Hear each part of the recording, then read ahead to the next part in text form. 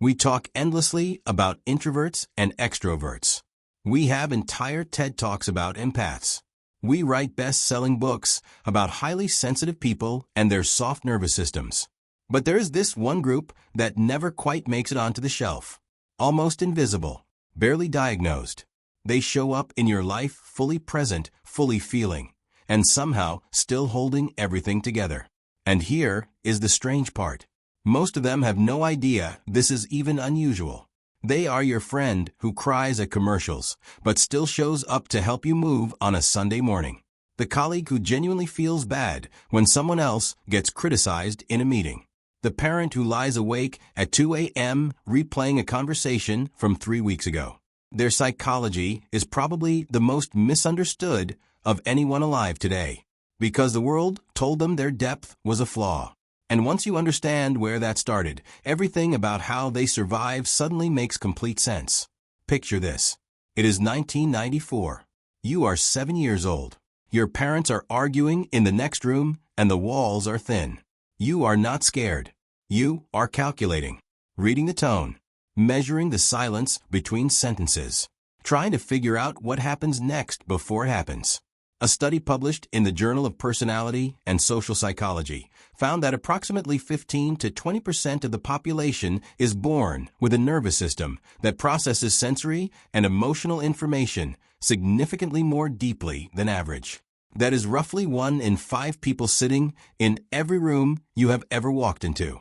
And what does a child with that kind of nervous system learn in a loud or unpredictable household? That feelings are data.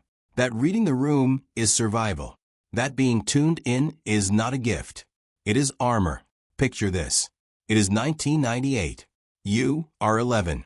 A kid at school says something unkind in passing and forgets about it by lunch. You are still thinking about it Thursday. Not because you are weak. Because your brain filed it, cross-referenced it, and is now running a full analysis nobody asked for. And now watch what happens when that kid grows up. They become the adult who feels everything twice, who apologizes for emotions nobody else even noticed, who has learned to smile at the surface while the interior is basically a full-time processing department. This is why they absorb the emotional atmosphere of every room they enter. It is not something they choose. It is something that happens to them the way weather happens.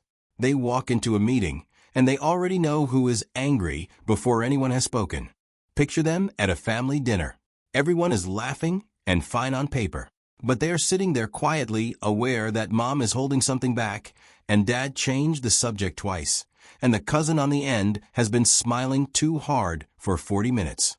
Researchers at the University of California published findings in developmental psychology confirming that individuals high in emotional sensitivity show measurably greater activation in the insula and mirror neuron systems. In plain language, their brains are literally built to feel what other people feel. Basically, they are walking around with everyone else's emotional Wi-Fi automatically connected. No password required, and no off switch either. That background also explains why they overthink everything they have ever said to another human being.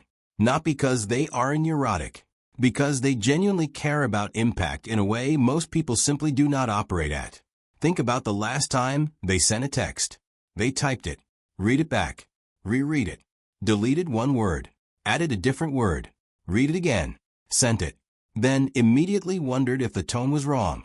A 2019 study in the Journal of Adult Development found that deep feelers spend up to 40% more time reflecting on interpersonal interactions than the general population.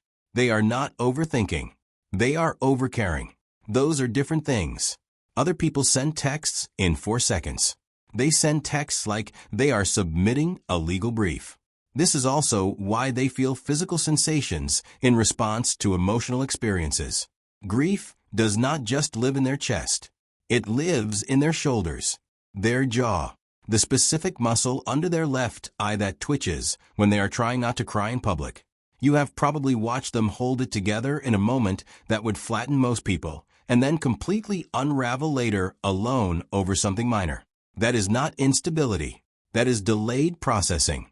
They stored it, and eventually the storage fills. Research published in Psychosomatic Medicine found a direct correlation between high emotional sensitivity and somatic symptoms, including tension headaches, digestive disruption, and chronic fatigue. Their bodies keep the score because their minds never stop tallying. They do not just feel feelings. They wear them on the inside of their skeleton. Here is what is fascinating, though. The same depth that makes them exhausted is also the thing that makes them extraordinary in a crisis. When everything falls apart, they are the ones who stay. Not because they are not scared. Because they already felt the fear 3 days ago and made peace with it. This is why they form connections unlike anything most people experience. When they love someone, they love them fully and specifically. They remember the small things. The offhand comment you made in October. The thing you said you were afraid of and then never mentioned again. Talk to anyone who has been truly loved by a deep feeler, and they will tell you the same thing. It felt like being seen for the first time. Because it was. A 2021 paper in the American Journal of Psychology found that individuals with high emotional depth score significantly higher on relational attunement measures, meaning they track the emotional states of their close relationships almost continuously. They do not just love you. They are monitoring the weather system of you at all times, which is either beautiful or exhausting depending on the day. They also carry other people's pain as though it belongs to them. A stranger's funeral on the news. A dog in a shelter commercial. The quiet sadness on a coworker's face that nobody else clocked. They absorb it all. This is not weakness. This is bandwidth. Their emotional range is simply wider than most. The lows hit lower. But here is what nobody talks about. The highs. When they are happy, genuinely happy, it is not just good. It is luminous. Watch how they parent. They are the ones down on the floor at eye level, not performing patience, but actually feeling their child's frustration as a real and valid thing that deserves a real response. Their kids often grow up feeling deeply understood. That is not an accident. What they give to the next generation is a permission slip. A quiet message that says your inner life is worth taking seriously. That feelings are not inconveniences. That being moved by the world is not something to be fixed. What they struggle with today is the relentless cost. The emotional hangovers after social events. The way conflict does not just end when it ends, but continues its commentary in their head for days. The exhaustion of being the person everyone else feels safe enough to fall apart around. And what makes them quietly remarkable is that they do all of this without a manual, without recognition, and usually without asking for any of it. They just feel everything and somehow keep going anyway.